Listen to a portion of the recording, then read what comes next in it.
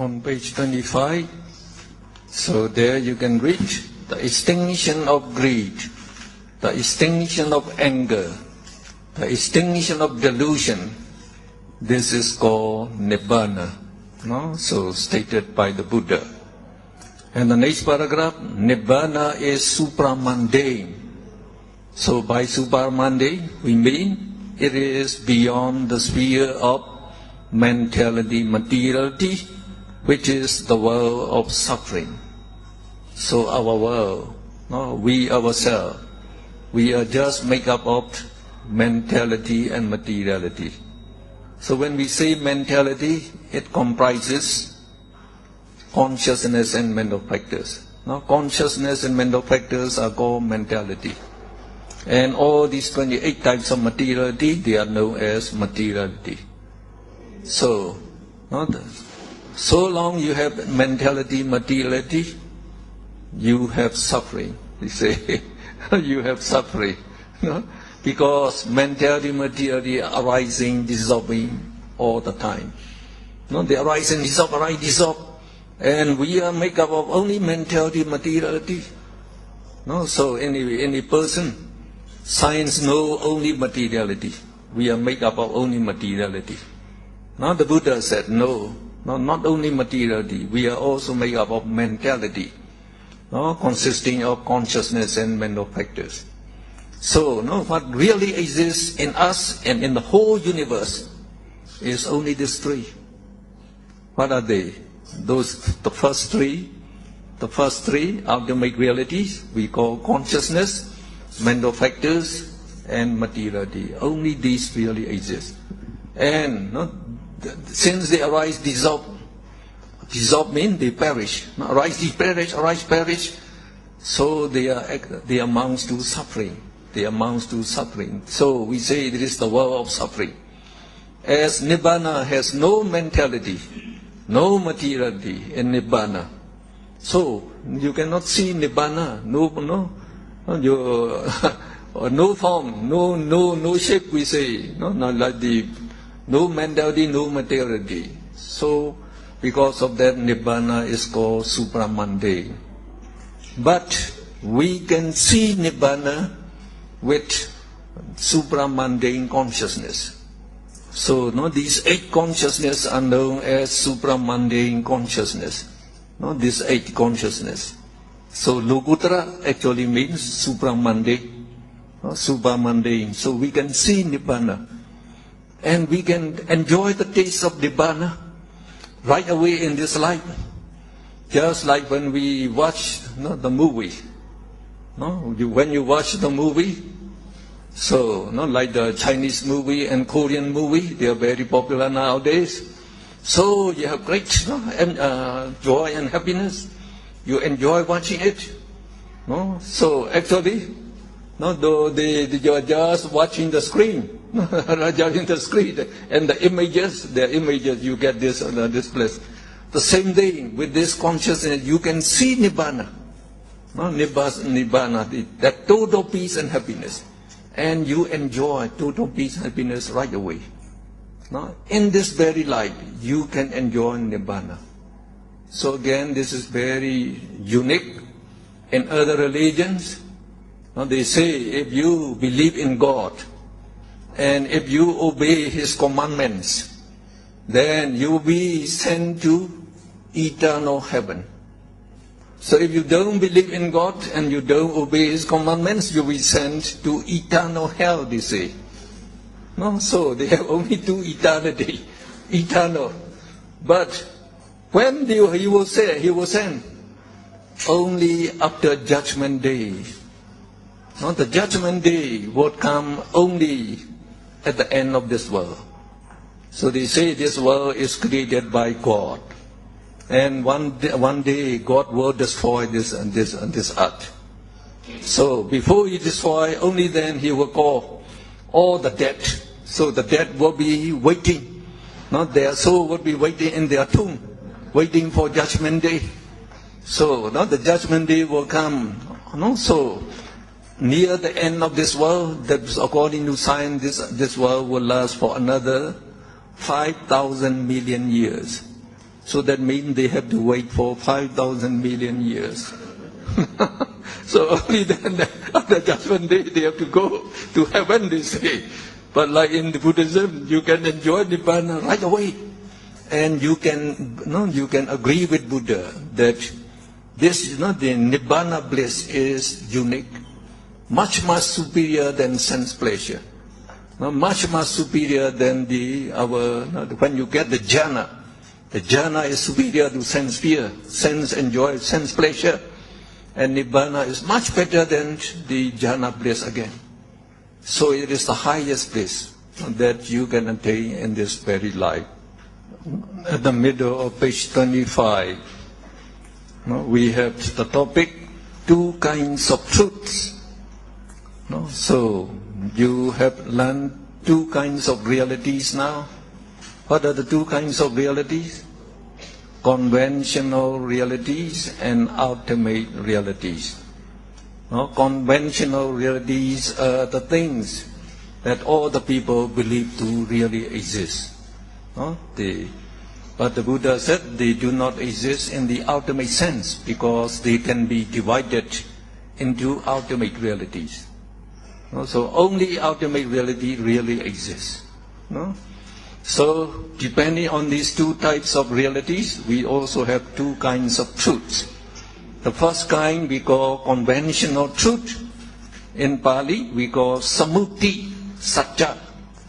Satya means the truth, and samuti means conventional. So this truth takes conventional realities to really exist and speaks in terms of conventional realities. So we use the common vocabularies like man, woman, table, etc. To speak. So when you speak without any intention of lying, then we say you speak the truth. We say now, the Dr. Mon teach Abhidhamma to say 80 students. So these are all conventional truth. Dr. Mon is conventional truth, students are conventional truth, conventional reality, conventionality. So it is correct according to conventional truth. So it is called conventional truth. So in this conventional truth, we take that all these the conventional realities exist. Man exists, woman exists. Like the animals exist and the inanimate things, they also exist. And also mothers exist and sons and daughters exist. Now when the mothers and the fathers exist, the mothers and fathers must obey their parents' duty. And then sons and daughters, they must abide by the children's, the sons and daughters' duty. So if you do not abide by this duty, then you are making unwholesome action. So if you kill a man, so as we take a man really exists, if you kill a man, it is murder. So it is a crime. If you steal other people's property, so if you say, as property do not exist, people do not exist, so these things do not belong to anything. If you just take them, so the Buddha said you should not take it. It will amount to stealing. If you take other people's property, it will amount to stealing. So actually in this, when we regard all living beings exist, then we should even develop loving kindness. We should develop respect to all living beings. Even to animals, we should develop the respect, and we should also develop loving kindness to all. That is the teaching of the Buddha. Now we come to page 26. Near the bottom, we have number 3. In the middle, we have ultimate truth. So relative conventional truth and ultimate truth. Ultimate truth is called in Pali Paramattha Satya. Paramattha means ultimate realities. So Satya is the truth. So it takes not the only ultimate realities to really exist. So in this ultimate truth. So they don't take conventional realities to exist. So if you say, for example, oh, there are men, women, and animals in this world. So it is correct according to conventional truth, but not correct. Not correct according to ultimate truth. So according to ultimate truth, how would you say? What really exists in this world?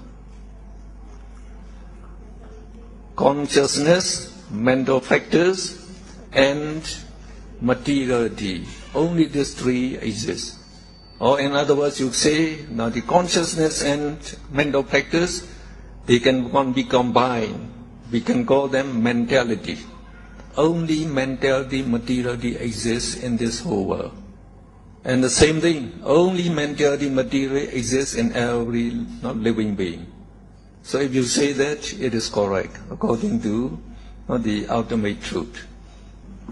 Now, the next topic on page 226, near the bottom. So we go at number 3, elusive world and real world. So depending on two kinds of truths, again there can be two kinds of worlds. Now you please read this paragraph. Ordinary human beings with a lot of defilements. So when we say defilements, they refer to greed, anger, and ignorance.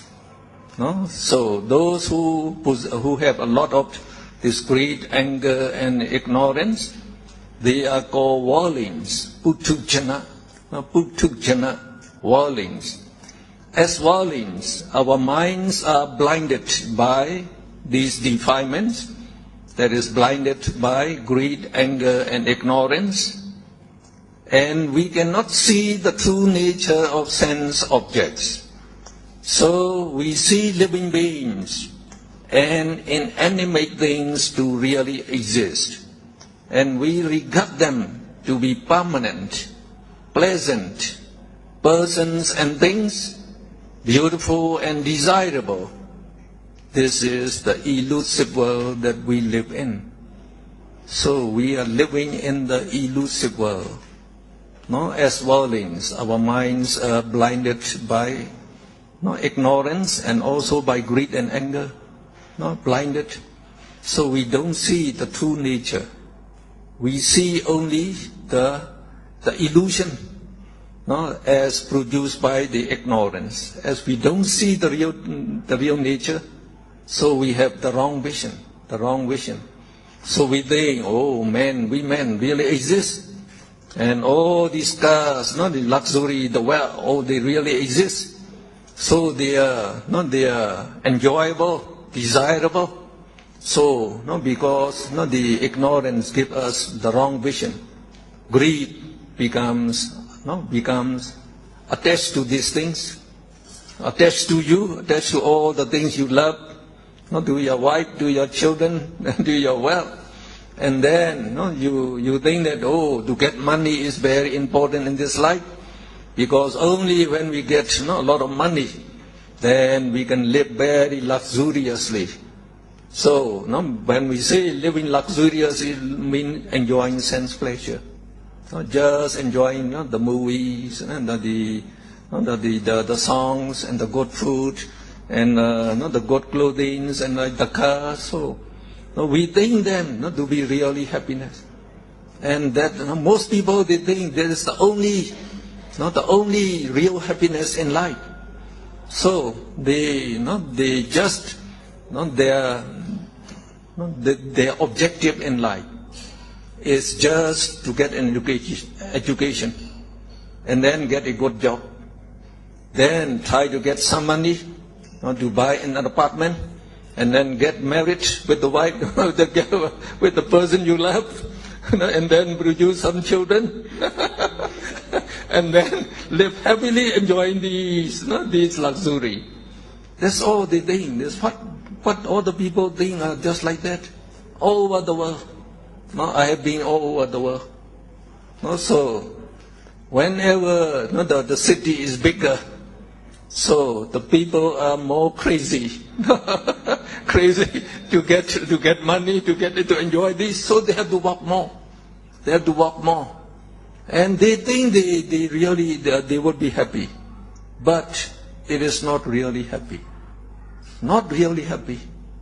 No, it's because sense pleasure, sense enjoyment, gives only, we say, little pleasure, and it gives actually great suffering actually. The real thing is that happiness that we say, they are just mental factor.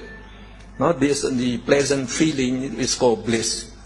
When you come across with pleasant things, that you get something that you like, that greed is satisfied. When greed wants to get much money, say 1 million. So when you get 1 million, oh, you are very happy, you feel, because greed is satisfied.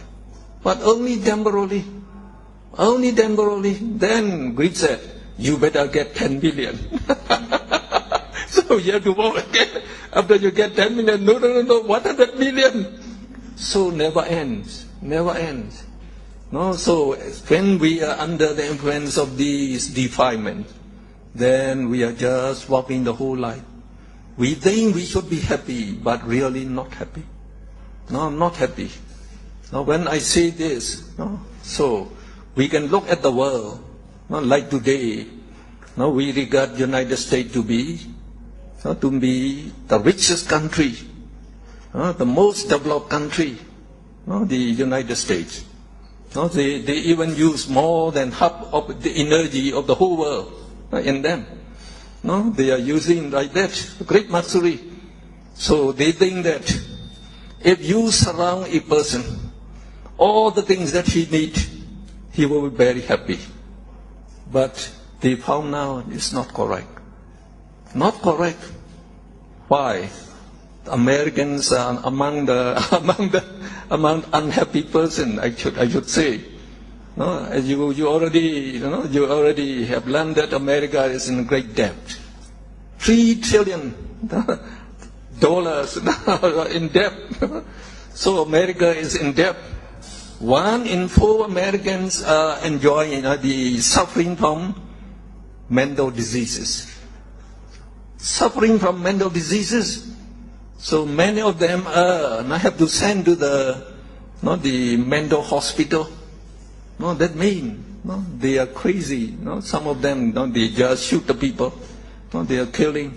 So that shows that, and they don't know when they die. Not just by enjoying sense pleasure. If you live in that way, then you don't really get the happiness in this life.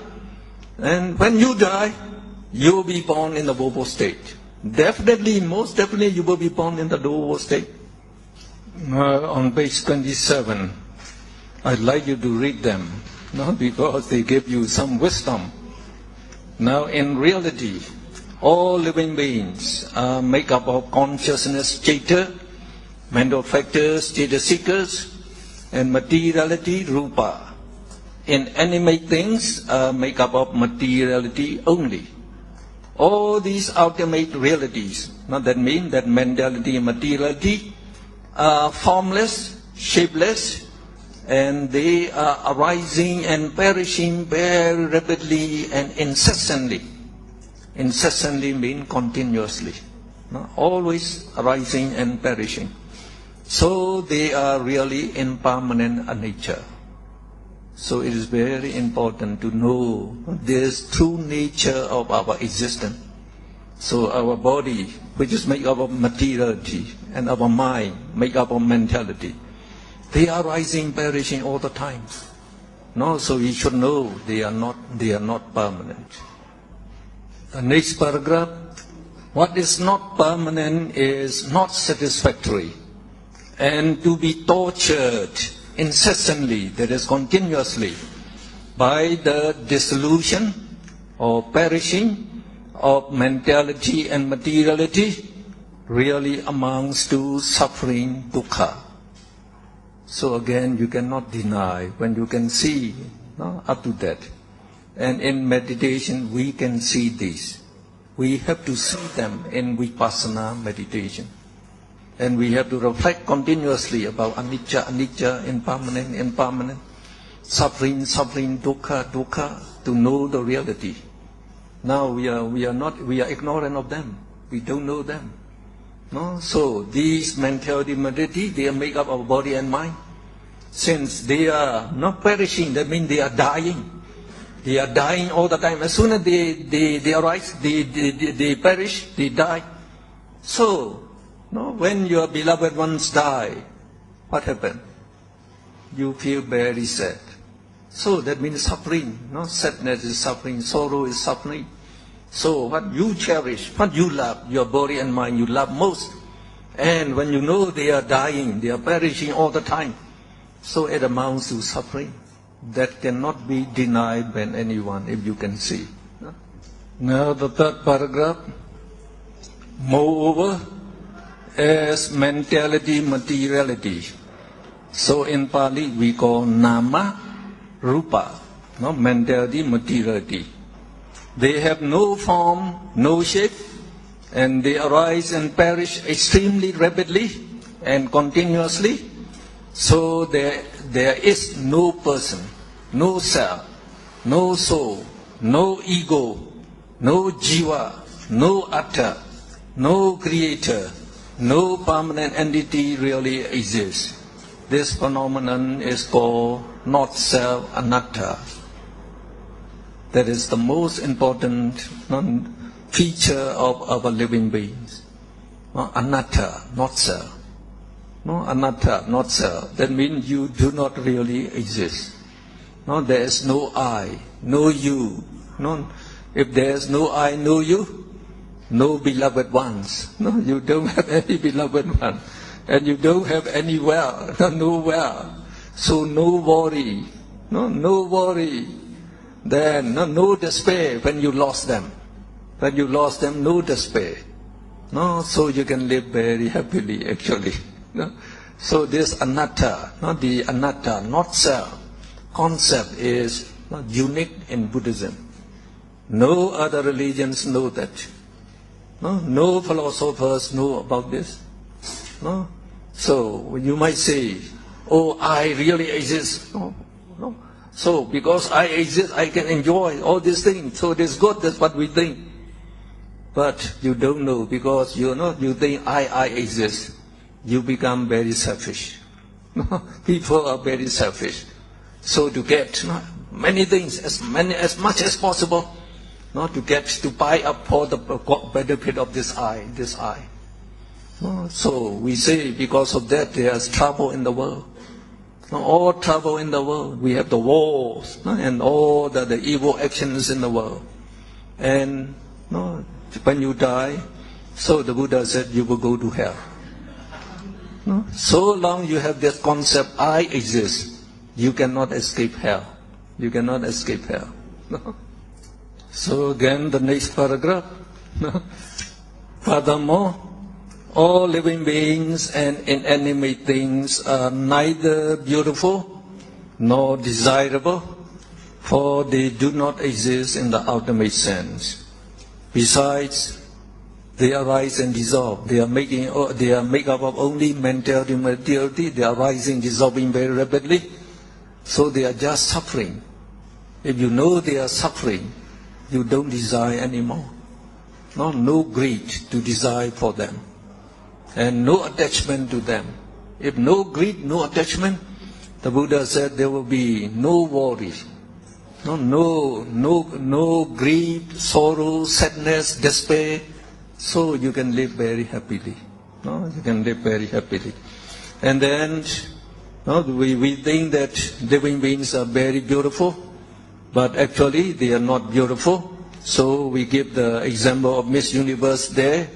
So we say every living being is repulsive. Repulsive means asubha. Asubha is the fourth characteristic of mentality and materiality. So mentality and materiality have four characteristics. That is impermanence. Impermanence we call anicca. Suffering, dukkha. Not self, no I, no you, no person, no ego, no soul, just like other religions believe, no soul, no creator. So that we call not the anatta, not self. And then the disgusting is asubha. So if you know these two characteristics, then you can get rid of those greed, anger, and ignorance. So because ignorance blinds our mind, so we cannot see these two characteristics, so we see the wrong characteristics. So instead of impermanent, we say we are permanent. Instead of suffering, we say, oh, it is pleasant. It's pleasant to eat or to enjoy the sense pleasure. And then we say anatta. No, I exist since I born. I exist up till now. And then instead of the disgusting asubha, we say, oh, we are beautiful. No, my beloved ones are beautiful. So we take the wrong things, and now we enjoy sense pleasure. So we think we shall be happy with the sense enjoyment. But actually we say that is the wrong way. No real happiness. So we have to give up the sense pleasure in meditation. Only then you can develop the wisdom in the jhana, and then megha and phala. So we say jhana is mental absorption, megha is the path wisdom, and the fruition wisdom that realize nibbana, and then you can enjoy eternal peace and happiness. Now, what is the real world? So now we have talked about the elusive world now. So we say in the real world, there are only consciousness, mental factors, and ultimate materiality. They have no form, no shape. So in the real world, no persons, no woman, no man, no I, no you, no inanimate things. So only as no form, no shape, we say it is emptiness. It's emptiness because in terms of the mentality, materiality, it is emptiness. No mentality, no materiality. So if you see, if you can see that with the human eye, so it would be emptiness. But you can see these ultimate realities by pure mind. By pure mind.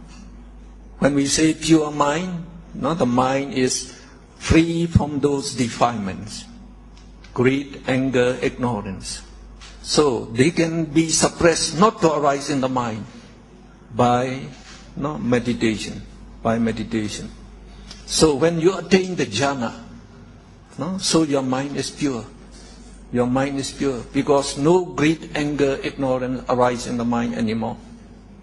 So when there is no greed, no anger, and no defilement, when the mind becomes very pure, so you enjoy very, very high, the bliss, joy and bliss, happiness there. And the amazing thing is, very bright, penetrative light, radiated from the pure mind. Radiated from the pure mind. Very bright, penetrative light. So brighter than X-ray, you might say. More penetrative than X-ray. When you take the X-ray picture, you can see only the bones, the skeleton, only the bone. You don't see the clothing and the flesh anymore. But with this, the pure mind eye, you can penetrate the bones. Even the bones disappear. So that means no person exists. But you can see those consciousness, mental factors, and ultimate materiality, though they have no form, no shape. You can see them by this pure mind, because you can characterize them by their characteristics, So, no, you can see this mentality arising and dissolving rapidly. You can see them. So when they are rising very rapidly and dissolving very rapidly, you know they are impermanent, and they are suffering, and they are not self, and they are just disgusting. You know that. So in Vipassana, we have to reflect on these four characteristics. No? So just reflect on them to make us convinced, and then to win that all the, not the universe, 31 planes of existence, no, they are just occupied by mentality, materiality, no, which we say impermanent, suffering, not self, and disgusting. So, no, and you can also see that when you have mentality, materiality, so they are being burnt by the fires of greed, anger, and ignorance. These fires are the hottest fires, the Buddha said. Not the hottest fires. So, now when they are absent, then, when these 31 planes are being burned by these, the hottest fires, you don't want to live in this place anymore. You don't want another existence anymore, because if you have existence, then you have only suffering. You know that. Then you will develop insight knowledge and the path wisdom, fruition wisdom. Then you realize nibbana, which is the devoid of mentality, materiality, no mentality, more materiality, only total peace and happiness. And the beauty of Buddhism is we can enjoy the nibbana bliss in this very life, While we still live with our family, if you are stream winner, if you attain the path, the first path wisdom and the fruition wisdom, we say you became enlightened as a stream winner. The stream winner is the first stage noble person. Now when you become a stream winner, then you can enjoy the bliss of nibbana as much as you want. You still live with your family. You can still enjoy sense pleasure, just like Chinese movie and the Korean movie. You can keep watching them if you want to. But you will maintain pure five moral precepts. You will maintain pure morality, and you are guaranteed never to be reborn in the woeful state yet. But some people say, as nibbana has no existence, what's the happiness there? Now, we say when you become a stream winner, now you enjoy nibbana bliss already. And you can live another 7 existences in the sense sphere. The sense sphere means the human realm and 6 celestial realm. You can be reborn, each existence in this realm, enjoying the bliss of these, the bliss of this existence, as well as the bliss of nibbana. And if you still wish, you can be born as Brahmas. There are 20 Brahma realms. You can be born one realm for one existence, just like the Visakha and the Anatta Pindaka. So they go nibbana in that way. So that means when you become a Brahma, you can live millions of years. So their lifespan is measured by war cycles. 20,000 war cycles, 80,000 war cycles, you can live. Only after that you can go to nibbana. So you have already lived uncountable existences. But only that you don't know.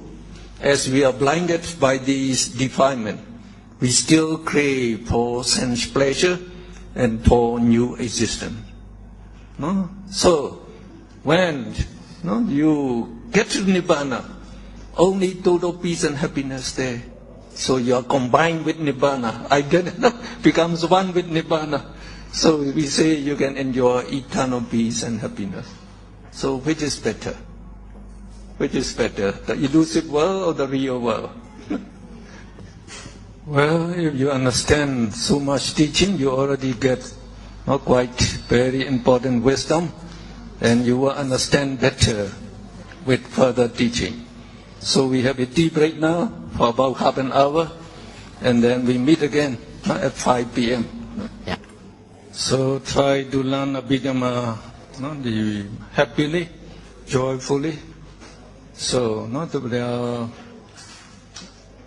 we say knowledge is power. Knowledge is power. And knowledge actually increase our wisdom. Increase our wisdom. And only when we listen to the teachings of the Dhamma, the Buddha, teachings of the Buddha, we gain great wisdom. We gain great wisdom.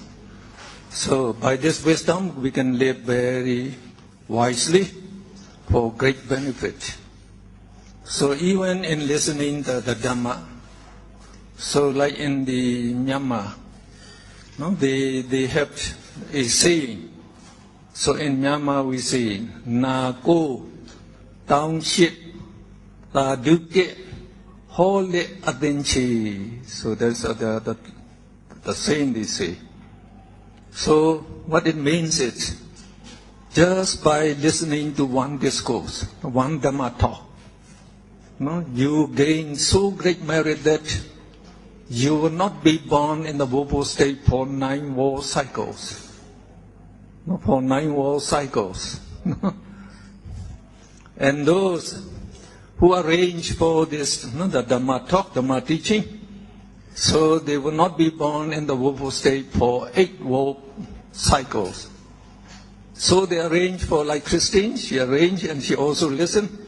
Then she will not be born in a woeful state for 8 plus 7. Or 9 plus 8, 17 war cycles. And those who cannot listen, but when they heard from you about this teaching, just heard, oh, so nice not to listen to the teaching of the Buddha. If they can appreciate and they can say sadhu, sadhu, they will not be born in the woeful state for 1 war cycle. And the one who teaches the Dhamma will not be born in the woeful state for uncountable war cycles.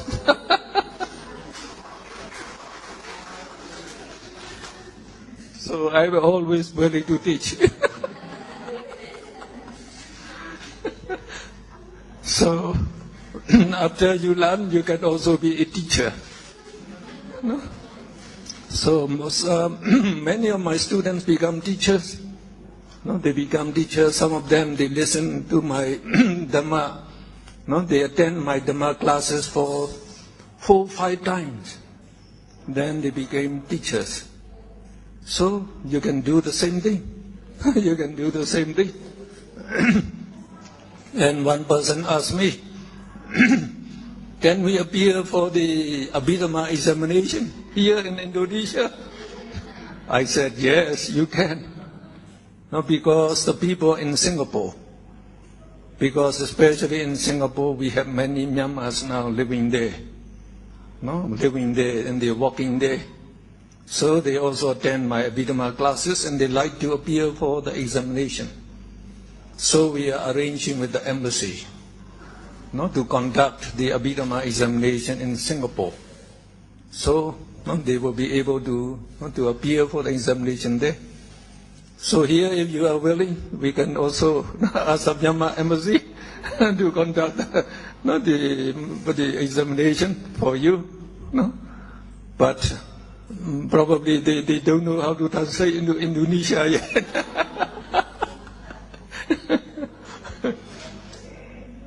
Actually, only when we appear for the examination, we really learn the Abhidhamma.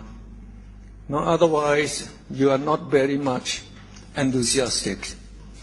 You just listen for just understanding, And so when you appear for examination, you have to remember them. So you have to read again and again. Then only you learn very well. You learn Abhidhamma very well. So now we go to chapter 1. That is on page 31. page 31, chapter 1.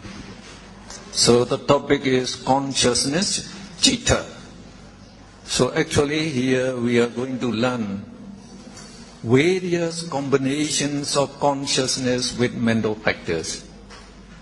So these, the different combinations of consciousness and mental factors, they explain the various states of our mind.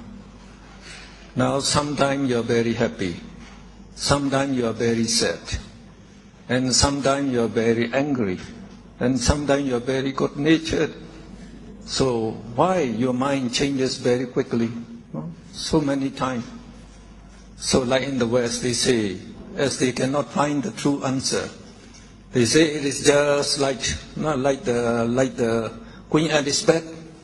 So today she wears one costume, another she wears another costume. So just by changing the costume, she is changing, her appearance is changing. So they answer like that. But it is not like that. It's due to the different combinations of consciousness with mental factors, we have different mental states. Now you already know, citta, that is consciousness, is defined as the consciousness of the senses or awareness of a sense object. So in this meaning, consciousness is the same in all persons. The consciousness that arises in the king and in the beggar and in the animal, they are all the same. But the next paragraph, cittas may be divided into 4 classes in accordance with the 4 planes or spheres. So we describe 4 planes here, and you will see below about these 4 planes. Okay. Now, number 1, consciousness mostly experienced in the sense sphere. So the sense sphere means the planes of existence where they enjoy sense pleasure. So we call them sense sphere. So in the last 4th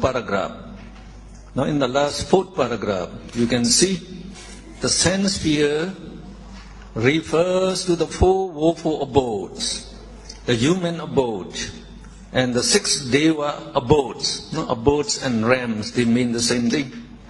So in all these 11 abodes or planes of existence, they enjoy sensual pleasure. Now number 2, consciousness mostly experienced in the fine material sphere. In Pali we call rupa loka. So again, in the 3rd last paragraph, the fine material sphere refers to the 16 planes of the existence, populated by rupa brahmas, that is Brahma with forms and bodies. So these are the higher consciousness, we might say, that arise in these fine material spheres. Number 3, above, consciousness mostly experienced in the immaterial sphere, we call arupa loka. So in the 2nd last paragraph, the immaterial sphere refers to the 4 planes populated by arupa brahmas, that is brahmas without forms and bodies. So these brahmas, they have only minds, they don't have any bodies. So these, the number 2 and 3, they are actually jhana consciousnesses. Jhana, the state of jhana, mental absorption. Number 4 above, consciousness experience in the supramundane level. We call them lokuttara cittas. So again, the lokuttara refers to beyond the 3 spheres. So in the above we say the sense sphere, fine material sphere, and then the immaterial sphere. So these are the spheres of mentality and materiality. So when we say supramundane, it refers to Nibbana. It is beyond these three spheres. So they actually refer to these 8 Lokuttara Chaita. No, so here we have Lokuttara, no, the Kusala Chaita 4, Lokuttara, Akusala Chaita 4. These four are described, their names are described here. So these 8 chaitas are known as supramundane consciousness. So they are aware of Nibbana. We enjoy Nibbana by these consciousnesses. Now on page 32 now, so we have the topic, sense sphere consciousness. So as we belong to the sense sphere, so these will be the consciousness that arise in us most of the time. In Pali, if you can take note, the Pali word is better. We call it Kama Vajara Chitta. Kama means sense pleasure. Avajara means fear. So Kama Vajara actually means sense fear, consciousness. So there are 54 consciousness, and they are divided into 3 groups. One is immoral consciousness. So immoral, in Pali we say akusala. Akusala, not moral. Not moral means not wholesome. Not wholesome consciousness. And then 2 is rootless consciousness. They don't possess any roots. So by the root, you already have seen, we have 6 roots, Lobha, Dosa, Moha, so they don't have any roots. So they are called Ahetuka Chaitas. And then number 3 is sense fear, beautiful consciousness. So we say Kama Sobhana Chaita. So Kama refers to sense fear, Sobhana means beautiful. So, the beautiful chaitas that can arise in us. So there are 3 classes. Then we go to the next topic. So we take the first group, that is immoral consciousness, akusala chaitas. Now akusala means immoral or unwholesome. People usually commit wicked and evil deeds with akusala chaitas, so akusala chaitas bear bad result. So we say these consciousness are immoral and unwholesome because by developing this consciousness, you will cause harm to someone, to some other person or to yourself, and it will bring bad result. So these are unwholesome.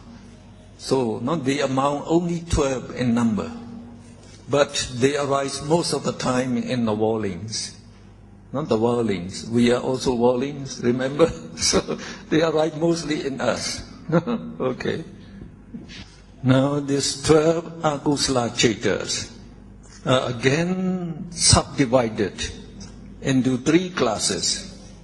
One is greed-rooted consciousness, so we call Lobha Mula Chaitas.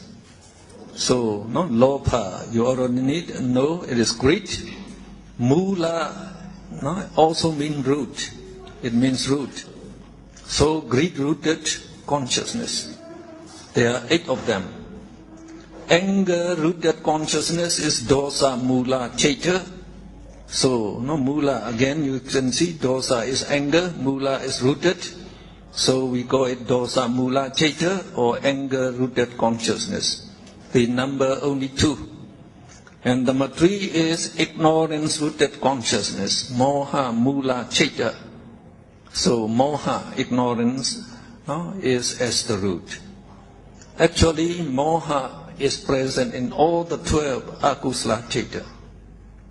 Because of Moha, ignorance, we develop this greed, and we develop the anger. So, no, though we say greed-rooted consciousness and anger-rooted consciousness, we should understand these consciousness also contain moha. No? Now, of these three subgroups, we take the first subgroup, that is greed-rooted consciousness. There are 8 of them. So we describe these 8 chaitas in a table, below there. So just to help you to remember them easily.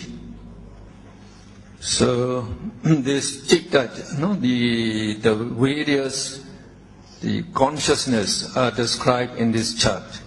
We call the citta chart. So this table or this chart actually describe all the 121 types of consciousness. So these consciousnesses are divided into 4 classes according to the sphere, the sphere where they arise. So we say, in a karma sphere, karma sphere is the sense sphere. Kama vachara citta amounts to 54. And then in the fine material sphere, we call it rupa vachara citta amounts 15. And arupa vachara is immaterial sphere. So the number of citta is 12. So together they amounts 27. They are mahekata jhana citta. Mahekata means exalted, more developed consciousness, more developed than the sense sphere consciousness. And then we have lokuttara citta. The amount. So in the brief method, the amount number 8, and in the broad method, the amount 40. So now we are considering this sense sphere consciousness. So we divide it into 3 subgroups. Akusala citta in moral consciousness. Hetuka citta is rootless consciousness. And kama sobhana, sense sphere, beautiful consciousness. So now we come to this, the 12 akusala citta. Again, we divide it into 3 subgroups. Lobha mula, greed-rooted consciousness. Dosa mula, anger-rooted consciousness. 2. Moha mula, ignorance-rooted consciousness. 2. So this chart is attached at the back of your book actually. So if you just open up this, so it is that chart. And that chart is being shown in all those screens there. You can see that. So now we are considering the 8 lobha mula citta, greed-rooted consciousness. So these 8, the consciousness, they are first divided into two kinds. So 4 plus sign here and 4 negative sign here. So they refer to these 2 groups. So just below that table in your book, in the table in your book, you can see the positive sign denotes somanasa sahakatam, and the negative sign denotes upekha sahakatam. And the meaning of these 2 palis are given on the right hand side, on the right hand page in the middle. You can see the meanings.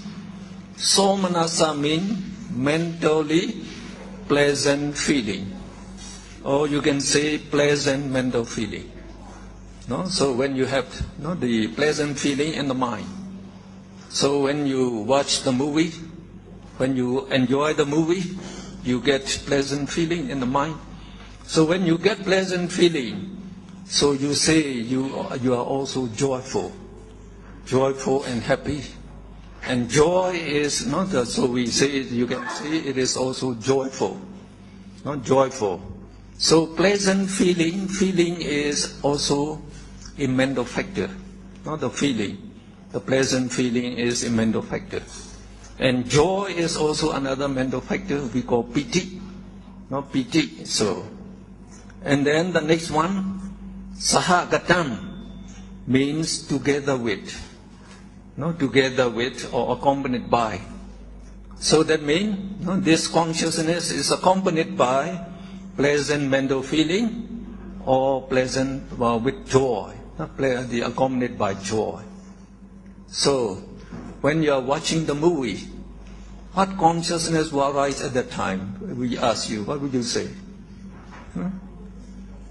Since you watch the movie, that means you have the desire to watch the movie, a craving to watch the movie. Craving means strong desire. Oh, this movie is very good, I must watch it. So that means craving. So since you have the craving or desire, that means greed. Greed arises in your mind. So you know it is greed-rooted consciousness will be arising when you are watching the movie.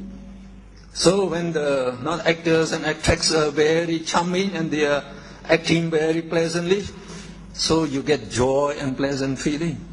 So at that time we say, your greed-rooted consciousness is accompanied by pleasant mental feeling or with joy. Now, sometimes, in the movie, only the parents are talking with each other, so at that time, no pleasant feeling. So we say at that time you have neutral feeling. So that is called the upika, upika sagadam. So we also give in the meaning, but at the bottom of the meaning, and the meaning group there, you can see upika. Upika means indifference or neutral feeling. So when you are like enjoying movie without joy. Sometimes when you eat food, and when food is very pleasant, then you have joy and happiness. So at that time you are eating with greed-rooted consciousness, accompanied by pleasant feeling. But sometimes the food is not very special, not very tasty, just ordinary, so you don't get pleasant feeling and joy. But you still eat it. You still eat it, so we say at that time you have greed-rooted consciousness accompanied by neutral feeling. So, depending on the feeling that associate with the consciousness, we divide two kinds, somanasa and upika. Okay. In that symbol, so above the positive sign there, we have deity sun. So in your book, we give you deity sun. And then the next the word is deity weak. So again, the meanings are given on the right-hand side. So just in the right-hand side, under the meanings, so the second word is sahagatam. Sahagatam, we already found that. Deity. Deity means the wrong view, taking that karma and its effect do not exist. So, if you have the wrong view, when you are watching the movie, you are watching with joy. With joy you are watching, but you don't think of karma as a result. You don't. Some of you don't know the karma yet. So we say karma. Karma actually stands for volitional action. Our action of like killing, stealing, even watching movies. So in the action. So the volition, the volition that prompts us to watch the movie is called the volition that prompts us to watch the movie. So while we are watching the movie, this greed-rooted consciousness will be arising by many billions per second. Because the Buddha said, even in one snap of the hand, the citta, the consciousness, can arise and dissolve by 1,000 billion, even in one snap of the hand. So we can say every second while you're watching, you are having many billions of greed-rooted consciousness arising and dissolving. So these are immoral consciousness. So soon after they arise, they dissolve, but they leave behind their property, potential property in the mind. And that we call karma. So this greed-rooted consciousness, as they are immoral minds, so the karma are called immoral karma. Immoral karma means the bad karma, not the bad karma. So the bad karma will bear bad effects, bad result. So these karma, they are left in the mind. So the mind, no, arise and dissolve, arise and dissolve, arise and dissolve, we say. But this, no, the karma property is transmitted from mind to mind. So now this greed-rooted consciousness dissolves, leaving its karma property. Now in the next arising mind. Now when the next arising mind dissolves again, so it transfers this karma property and its karma property to the next arising mind. So you can see the mind arises and dissolves one after another. And this property is being transmitted, not from mind to mind. So they always remain in our mental stream. So the mind is not one. No, the mind is just like a stream, not like the water flowing all the time. Not just so the same thing, consciousness flowing all the time. So consciousness or mind, they arise, dissolve, arise, dissolve. But all these, not the karma, they are transmitted from mind to mind. So they are always in us. They follow us life after life. Even when we die, so our mental stream is not cut off. Not cut off. No? So our last consciousness in this life is called death consciousness. So now when death consciousness arises and dissolves, that means we die. As soon as you die here, you are born in the next life. No? So without any separation in time and space, where you may be born. So immediately after you die here, you are born there again. So all the karma properties, no, that are in the present mental stream are transmitted to the rebirth consciousness of the next life. So that means your karma is transferred to the next life. No? So these karmas are very important, because they determine our fate and destiny. So this bad karma, no, it will condition you to be born in the woeful state life after life. So once you are born in the woeful state, it will be very terrible. No, you should know that. You should know that. So, no, when you are born, say like an animal, or a woeful ghost, or a hell denizen, we call them, then no chance to perform meritorious deed in those lives. Like the animals, they don't know the Buddha, the Dhamma. So they cannot develop moral minds. They cannot develop moral minds. And like the hell, oh, you're suffering all the time. No time to perform moral mind.